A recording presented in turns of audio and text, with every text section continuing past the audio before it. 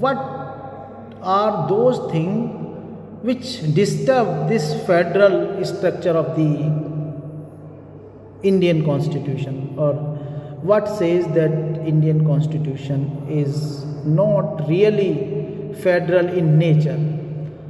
So few constitutionalists have opined that Indian Constitution is not federal, though some say it is the federal, some say it is not federal, and they say that it is not a federal in true meaning. You are just hiding the reality, or you are showing the smoke screen. Behind that smoke screen there is the unitary state, not the federal state. So Indian Constitution is not a federal state in true meaning, in its true meaning. The critics of Indian Constitution give following reasons, or following provisions, following articles in favor of their argument, or they support their argument by the following following articles. These are the provisions which modify the strict application of the federal principle. So these provisions, which are the provisions which modify the strict application of the federal principle, or they say that these are the articles which indicate that Indian Constitution is not federal in nature in true sense. So first is appointment of governor. You know that this has been the bone of contention from the long time in India. The appointment of the governor is because is understood the dangerous point with respect to the federal nature of the Constitution, because he is the agent of the center, or he is having his post as the pleasure of the president, and president is ultimately a central highest executive officer. So appointment of the governor by the president as the pleasure disturbs the federal nature. And second is the emergency provisions. You know that article 352, 356, 360, this is also indicates or tends the states and give the whole and sole power to the center. So the emergency provisions, as well as the power of the parliament to make laws on matter of the state list in national interest. So there are certain articles which gives the power to the parliament to make laws on the matter of the state list in the national interest, is also the bone of contention or the disputed point, which says that here again the center is given much power than state, because if the subject is allotted to the center, why allotted to the state, why the center should make the laws? So the power of the parliament to make new state and the change the areas, boundaries and names of the existing state is also one point of dissatisfaction too. You know that this provision, which is the first provision, is appointment of the governor by the president, article 155, 156. The governor enjoys his office during the pleasure of the president. He is answerable to the president, not to the state legislature. And any bill passed by the state legislature cannot become an act without obtaining the assent of the governor. So you know that any bill which is passed by the state legislature, Vidhan Sabha or Vidhan Parishad, or somewhere it is the one only, So cannot become the act without obtaining the assent of the governor. He can send some of the bills to the president for consideration. You know that he can send or transmit certain bills passed by the state legislature duly for the consideration of the president, and article 201 288 clause 2 304b says so that certain bill can be reserved by the can be sent by the governor to the president. It is alleged that this system of Indian constitution adverse to the federal principle. This is against the federal principle. Why the representative of the center is sending the bill for the president, or this bill is not passed for the long time? So but the allegation is just discussed recently by the Supreme Court, and later in the other in further judgment of the Supreme Court, it make the things dicey, and the position is not clear, because you know that the position of the governor is only of the constitutional head of the state, who always acts in close consultation with council of the minister. So it is settled by saying so that he with the consultation of the council of the minister does so, but it is not true. He, being the representative of the center, he reserves some bill, he sends some bill for presidents, and he reserves some bill with himself, and he sends some bill for the president for consideration. So it make lawmaking process somewhat delayed, or lawmaking for the state legislature becomes somewhat difficult task if any law is not liked by the center, that is reserved or that is sent to the president. So this is the provision which indicates that Indian state is not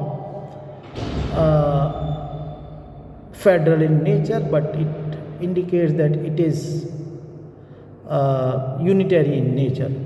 Second bone of contention with regard to this aspect, or this argument that Indian constitution is not a federal constitution, is the power of the parliament to make laws on matter of the state list in national interest. So if the Rajya Sabha passes the resolution by 2/3 majority that it is necessary to the national interest to legislate on the subject on the state list, then the parliament is empowered to make laws on those subject. Article 249. So 249 is also that article which gives the power to parliament to make laws on the matter of the state list if the national interest demands so. If the resolution has been passed by 2/3 majority by Rajya Sabha to legislate on any particular subject which is there in the state list, then the parliament or the center or the parliament is empowered to make law on that subject if the resolution has been passed by 2/3 majority. So 249 gives such power to the parliament to do so in the national interest. So it is said that if the subject was there in the state list, why the center is making the law on that very subject? Only the resolution is passed by 2/3 majority by Rajya Sabha, then why the center is empowered to make the law? So division of the power between the center and the state government is done on the basis that the central government frames the law in the national interest, while the state government frames law the regional interest. So this theory is kept in mind while making division of power between the central and the state government. That state just frames law on the regional interest, while the central government frames the law on the national interest. The light of the changing circumstances, the regional subjects assume national importance. At that time, it will be necessary that such law should be applicable throughout the country. So, it is the contention that if the light of the changing circumstances, the regional subject assume national importance, and at that time it will be very necessary that such law should be applicable throughout the country. So it may be that when the circumstances change, the regional subject assume national importance, and at that time it will be very necessary to make to that such law should be applicable throughout the country, whether in state or whether in whole of the India, or whether in any region where the subject allowed to make law to only state, but center can make the law on that area too, because the changing circumstances demand so it can only be done by parliament. Generally it cannot be done without the amendment of the constitution.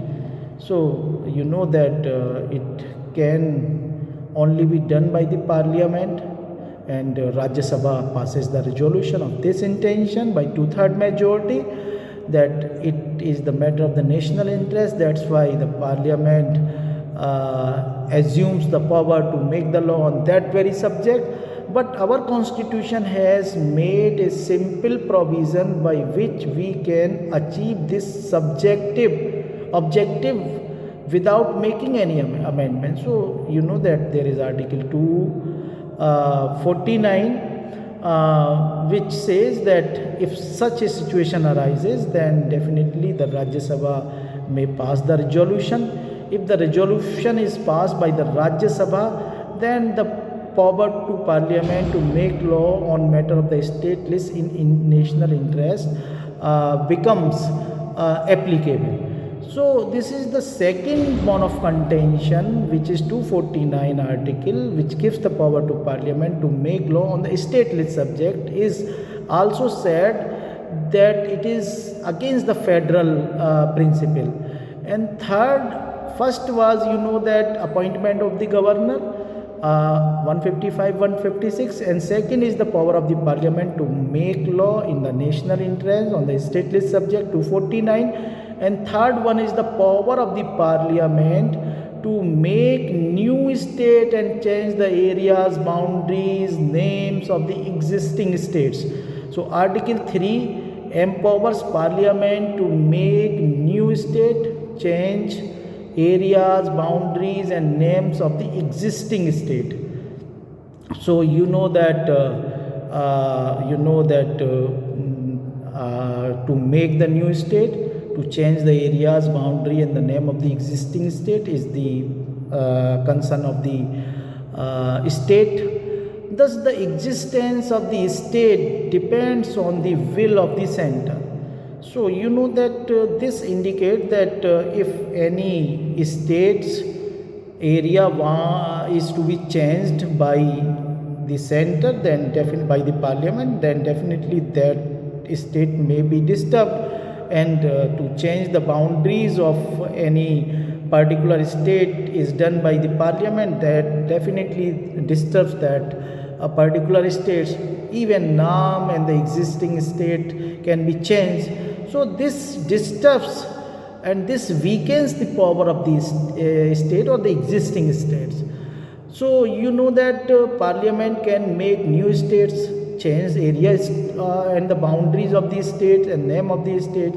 So this indicate that existence of the state depends on the will of the center. So a state can exist only if the center wants. This arrangement certainly result the major setback of the federal principle. So this is very setback or major setback of the federal principle, that the existence of the state is upon the will of the center. If the center want that, then the state can exist, otherwise state cannot exist. So this was the third reason that the power of the parliament to make new state, change the area boundaries of name of the existing state, article 3. And you know that this also disturbs the federal principles, and it indicates that the Indian constitution is unitary in nature. And fourth is the emergency provisions. So Indian constitution, you know, envisages the three types of the emergencies. You know that article 352, emergency caused by war, external aggression, armed rebellion. And second type of emergency is the failure of the constitutional machinery in the state, 356 article, and the financial emergency in 360. So in case of the proclamation of the emergency, the normal distribution of the power between the center and the state government undergoes significant change. You know that when the emergency is declared, the normal distribution of the power, which was in the natural state, was now disturbs, and it undergoes significant changes. And here parliament assumes the power to legislate on any matter of the state list. So the parliament takes all power to legislate on any matter of the state list, meaning thereby the matter which is enumerated in the state list or the matter which is there in the state list can be legislated by the center, meaning thereby the parliament can make the law on the state list subject. So the executive power of the states also becomes subject to the direction of the central government. So central government or central executive can give direction with regard to the executive power of the state. This is article 256. Similarly, under article 356, the president is satisfied that the government of any state cannot be carried on in accordance with the provision of the constitution. He can dismiss the state government and dissolve the state government and assume all the powers. So just this is also somewhat disturbing thing for the state under article 356, where there is the constitutional machinery's failure in the state, and the president is satisfied that the government of any state cannot be carried in accordance with the provision of the constitution. He can dismiss the state government, and it is widely just you can say misuse article, where the opposite parties central government dismissed the government, dissolved the state legislature and assumed all the power on the name of this, on the accusation of this, that the government of that particular state is not carried on in accordance with the provision of the constitution. So this was somewhat if the president satisfied only, then he can declare or dissolve the state legislature, and he can take all power of the state legislature as well as the executive power. So just this is somewhat that proclamation of the emergency, whether in 352 and central and the state government, there is the change in the relation, and the parliament assume the power to legislate, and the executive of center assume the power to give direction to subject to the direction of the central government. 256 article, this all indicates that this is not in accordance with the federal principle, but this indicates this unitary nature of the Indian constitution. So just we can just